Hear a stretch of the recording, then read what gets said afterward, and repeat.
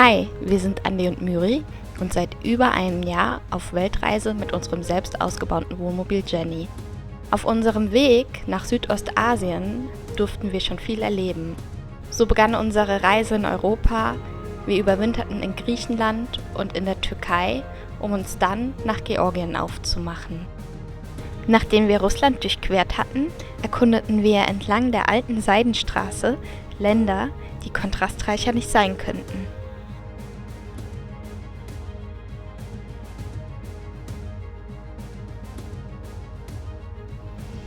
In der gesamten Zeit durften wir Höhen erleben und Tiefen meistern. Wir tauchten in Kulturen ein und lernten liebenswerte Menschen kennen, gewannen neue Freunde und hatten die schönsten Erlebnisse unseres Lebens.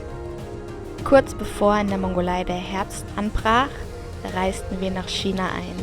Ein großes Ziel, das wir schon lange vor Augen hatten. Nachdem wir China durchquert hatten, kamen wir in Südostasien an. Genauer gesagt in Laos. Nach unserem erneuten Besuch in Vientiane, der Hauptstadt, kommen wir endlich gen Süden. Unser Ziel ist eigentlich eine tolle große Höhle. Was wir stattdessen auf dem Weg finden, warum Andis Friseurtermin eine Katastrophe ist? Scherz, aber in Ernst, Leute, geht nicht zu diesem Friseur.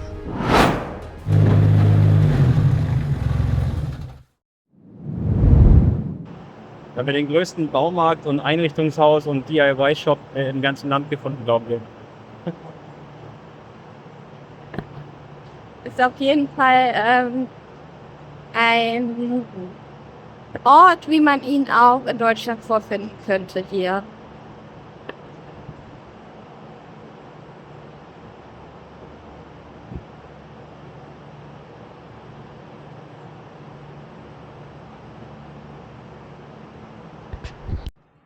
Das war jetzt ein sehr spannendes Erlebnis, denn es scheint eine Art Metro zu sein, wo wahrscheinlich einfach auch Hotels, große Unternehmen ihre Baustoffe und alles, was man so im Baumarkt besorgt, hererhalten. Und somit wurden unsere Adressdaten aufgenommen.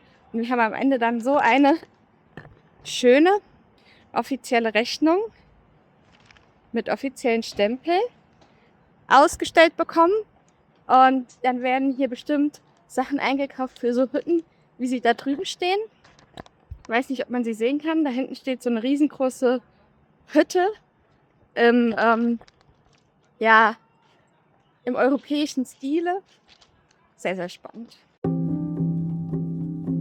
Hallo und Sabadi aus Laos. Wir sind übrigens gerade auf dem Weg zu einer wunderschönen Aussichtsplattform, die auch The Rock tituliert wird, wo man einen alten Steinwald sehen kann. Auf dem Weg dorthin kamen wir an diesem spannenden Ort vorbei und wir konnten nicht anders, als dort anzuhalten, um auszutesten, was es dort gibt. Das sieht schon sehr frisch aus. Eine Schale mit Gemüse und einem Ei. Ja. Und ich gehe davon aus, hier ist Wasser drin. Heißes Wasser, ja. Hier das Resultat von wir bestellen irgendwas, was wir nicht verstehen. Wir versuchen ja immer um Pflicht drum herum zu kommen. Einfach aus Überzeugung, nicht weil wir es eklig finden. Und was kriegen wir? Ja, Haufen Fisch.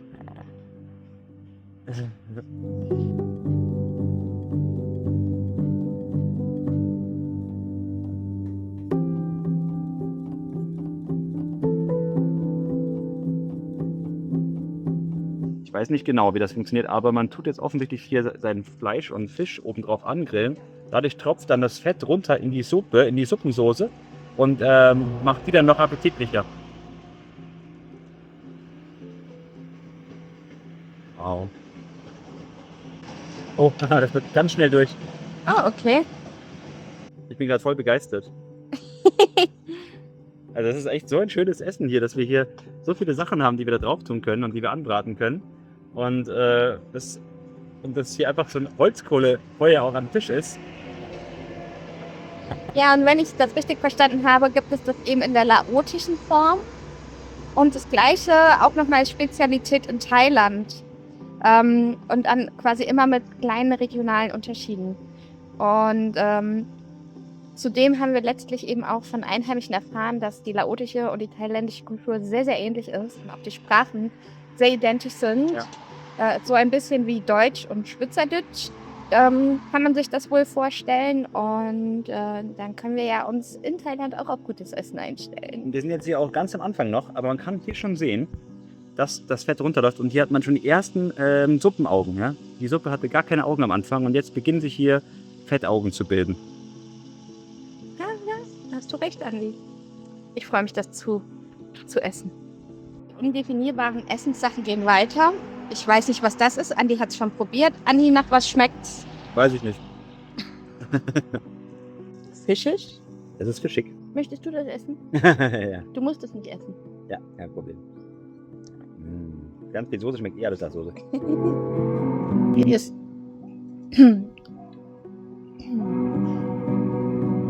Hier bei diesem laotischen Hotpot. Ganz kurz. Na los. Mach das jetzt da drauf. Okay. So, das Ei hat jetzt gestockt in der Suppe und ich glaube, dass man jetzt quasi am Schluss die Suppe isst und mit gestocktem Ei. Aber sicher bin ich mir nicht. Ja, man kann schon essen, denke ich. 7 Euro für 2 Personen. Mit Trinkgeld 8 Euro dann. Wir haben noch eine Flasche Wasser. Dann wahrscheinlich doch Richtung 10 Euro vielleicht mit Trinkgeld. Ja. Doch, also was Essen angeht, da ist Laos sehr, sehr preisgünstig. Für uns Europäer zumindest.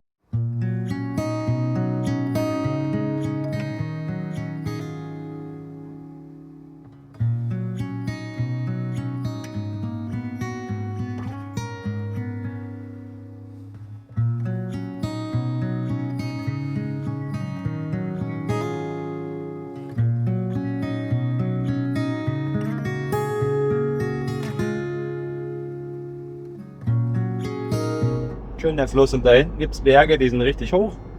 Da könnte man mal wieder richtig Bergsteigen gehen. Andi spricht da so schön von Bergsteigen und eigentlich machen wir das ja super, super gern. Allerdings finde ich den Regenwald wirklich sehr beeindruckend und sehr unberechenbar. Er ist ziemlich dicht und alles andere als irgendwie so ein europäischer Wald. Du weißt absolut nicht, was da drin ist. Kommt um die nächste Ecke eine giftige Schlange oder eine imposante Spinne. Zudem hat Laos ja richtig unter dem Vietnamkrieg gelitten. Und es sind immer noch Abertausende und Tausende von kleinen Bombis verteilt, die jedes Jahr auch wirklich viele Menschen das Leben kosten oder wirklich viele Menschen auch verstümmeln. Und deswegen alleine ist es schon keine gute Idee, in Laos einfach so wandern zu gehen.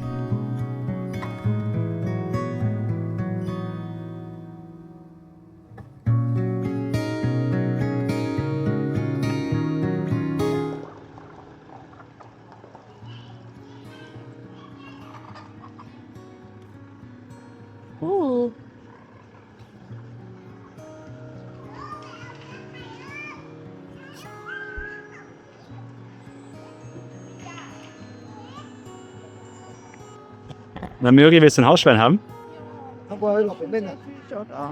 Ja. Gehen wir.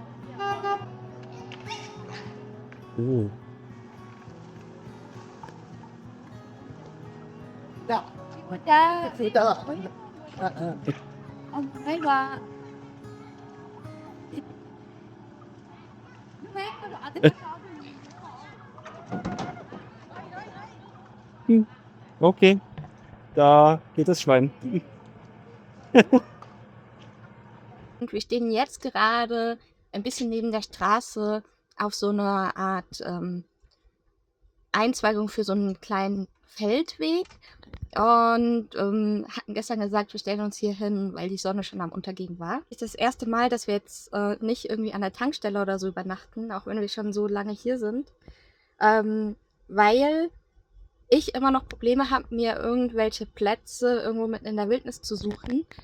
Denn das Land hat natürlich, oder nicht natürlich, das Land hat eine Vergangenheit und wurde mit in den Vietnamkrieg hineingezogen. Und Laos hat es wirklich super krass getroffen damals. Und es gibt Hochrechnungen, dass jedes Jahr ungefähr 300 Menschen dabei sterben, weil sie noch auf eine der undetonierten Minen stoßen. Und gerade ich bin dann, was das angeht, ein wenig ängstlich. Auch wenn man schon sieht, dass Menschen schon mal dort waren und man sich vielleicht dorthin stellen könnte, bleibt bei mir immer noch dieses Unwohlgefühl. Ich glaube, Andi ist dann nicht so ängstlich. Ich glaube, hier waren schon ganz viele Menschen. Hier gibt es ja überall keine Wege. Mit unserem Auto können wir gar nicht so Offroad fahren, dass wir ins Nichts kommen. Gestern ist ein Malheur passiert. Mir wurden gestern die Haare geschnitten von Miri, was ich sehr schön fand. Aber dann wollte sie die Übergänge noch mal ein bisschen trimmen und dann war auf einmal ein Loch in meinem Kopf. Und, und jetzt wurde alles in die gleiche Länge gepasst. Ich werde demnächst öfter mal eine Cappy tragen und in 3 Wochen ist dann schon wieder okay, denke ich. Wir haben ungefähr 43 Grad hier vorne. Aber jetzt kommt die mächtige Waffe. Klimaanlage. Ein Traum.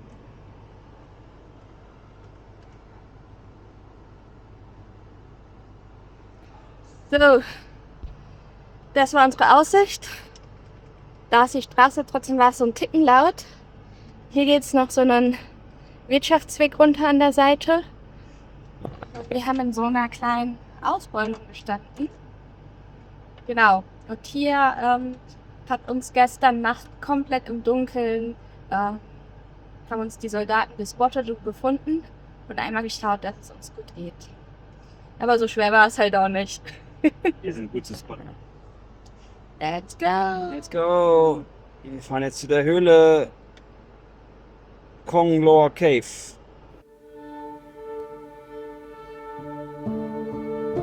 An diesem Morgen haben wir uns zum letzten Mal darüber gefreut, dass die Klimaanlage wunderbar funktioniert. Etwa 1, maximal 2 Stunden später war die Luft, die da rauskam, wärmer als die Luft, die vom Fenster reinkam. Und danach haben wir sie nicht mehr eingeschaltet. Es ist eine Hassliebe. Auf unserem Weg zu unserem eigentlichen Ziel, einer großen Höhle, sind wir an diesem Haus vorbeigekommen und haben dann erst realisiert, dass wir vor diesem wunderschönen Aussichtspunkt The Rock stehen, wo es diesen ganz, ganz tollen Steinwald gibt. Hier sind überall so richtig coole Felsen, die so zwischen den Bäumen hervorlugen. Und wir haben uns mal wieder schlecht informiert. Wir hatten nicht mit sowas hier gerechnet. Ich bin gerade richtig froh, dass wir hier sind. Das sieht toll aus.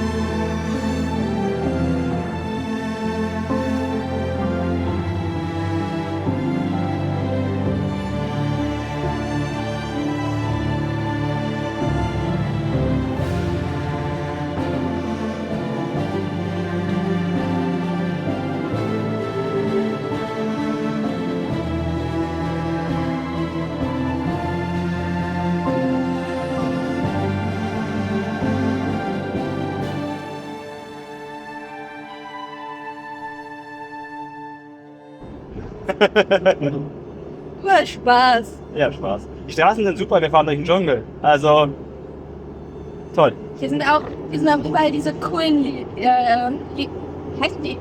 Lianen. Lianen, die so verschlungen die Bäume runterhängen. Und, ja doch, das ist schon echt schön gerade. Das einzig Nervige ist, ich glaube, man sieht es wahrscheinlich vor ein paar Sekunden, wir dachten, unsere Klimaanlage ist wieder mega geil und wir steigen ein und es wird kühl und auf einmal hört sie auf zu funktionieren. Wenn ich jetzt das Gebläse einschalte, es ist einfach nicht mehr kalt.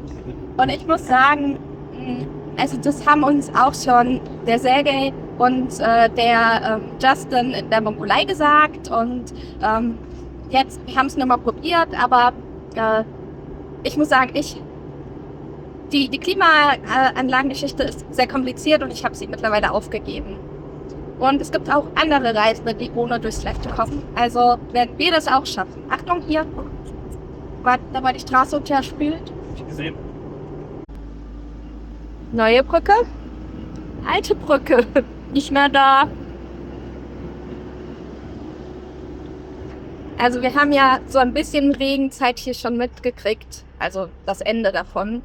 Aber wenn man das sieht, kann man sich so gut vorstellen, wie viel Kraft einfach Wasser hat.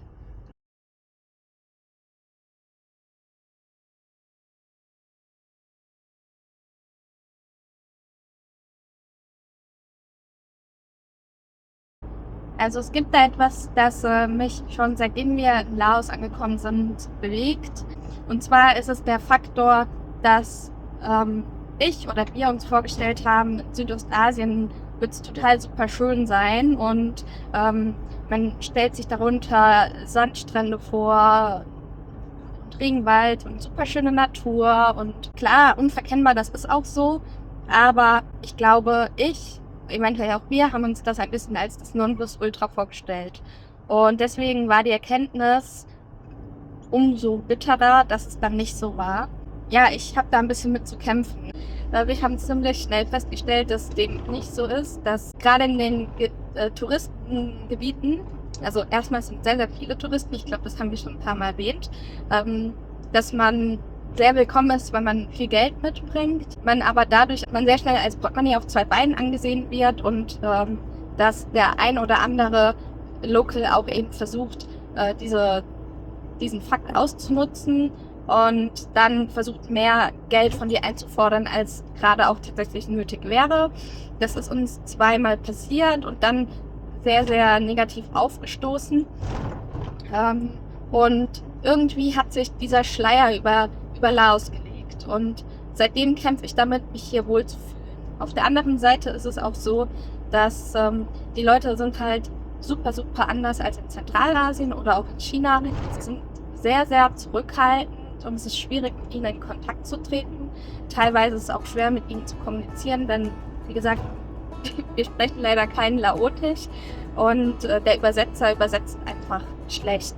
Also meistens versuchen wir zu übersetzen mit dem Übersetzer und dann fällt uns auf, dass das zumindest mit Google-Übersetzer nicht möglich ist. Wir haben auch keine andere Übersetzungsmöglichkeit, außer dann mit Händen und mit Füßen.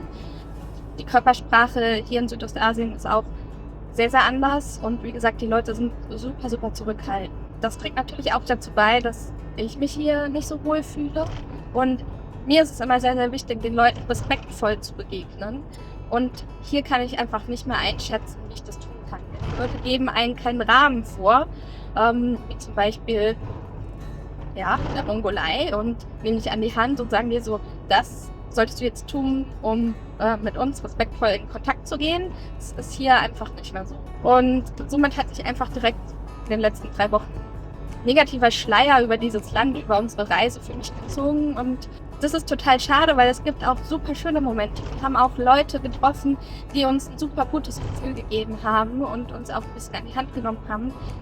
Aber für mich ist alles schon so negativ, dass es meine Reise beeinflusst, die ich ja genießen möchte. Und ich das Gefühl habe, ich kann dem Land keine faire Chance mehr geben. Und ich kämpfe jeden Tag mit mir, diesem Land einfach nochmal eine neutrale, faire Chance zu geben. Und bin dann sauer auf mich selber, dass ich es nicht kann. Und es ist einfach ein bisschen schwierig. Und keine Ahnung, das wollte ich einfach mal loswerden.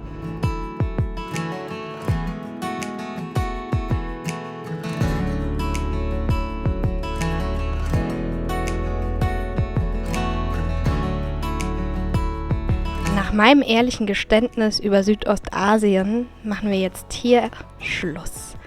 Beim nächsten Mal kommen wir bei unserem eigentlichen Ziel, der wirklich spannenden Konglor-Höhle an. Warum gerade ich aber von etwas ganz anderem total begeistert bin und wie der Andi das Ganze findet, erzählen wir heute nicht mehr. Jetzt erstmal ciao, tschüss und auf Wiedersehen.